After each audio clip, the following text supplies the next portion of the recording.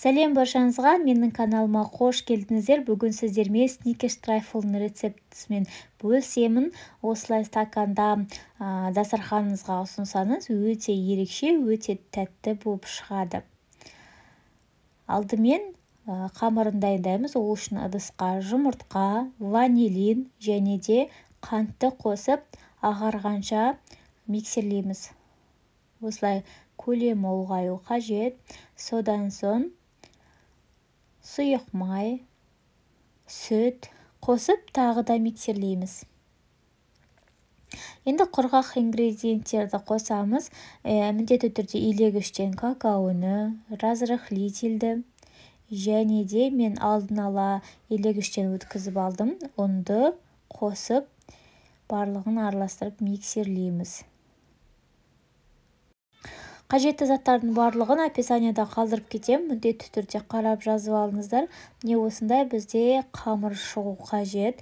Енді форманы пергамент қағазын төсеп, жанын сары маймен жағып шығамыз.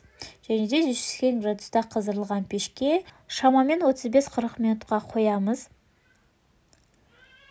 Содан соң арахистарды мен осылай пышақпен бөліп шықтым. Блендермен тым ұсақ болып кетеді.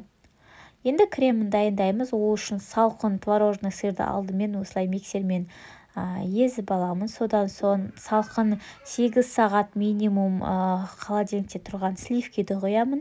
Содан соң қант ұнтағын қосып, үшеуін жақсылап тұрып миксерлейміз. Осындай өзінің формасын ұстап тұратын бізде крем дайын болады. Оны мен кондитерлік мешокқа, кез келген үйіңізде бар насадканы қолданып, осылай кремді кондитерлік мешокқа саламыз. Ал карамель ретінде мен сары сгущенка мен қара сгущенканы араластырдым. Енді қамырымыз толық суығаннан кейін осылай бөліктерге бөліп шығамыз. Міндетті түрде суы қажет. Содан соң енді трайфлымызды жинаймыз. Өзіңіздің қалауыңыз бойынша жинай беруіңізге болады. Бірінші кремді немесе коржды салсаңыз болады. Мен бірінші кремді жаққанды жөн көрдім. Одан соң карамельдің басқа да рецептісін интернеттен қарап алсаңыз болады. Содан соң арахисті, одан кейін корждарды салдым. Коржды мен қолмен ұсаттым, немесе пышақпен кесіп шықсаңыздар да болады, көбекпен. Содан соң кремді жағып, үстіне ганаш құйдым. Өзіңіздің қалауыңыз бойынша әсемдеуге болады. Жасап көріңіздер. Міндетті түрде, егер видео ұнаған болса, онда лайк басып пікір қалдыруды ұмытпаңыздар. Сіздермен бірге болған мархабат.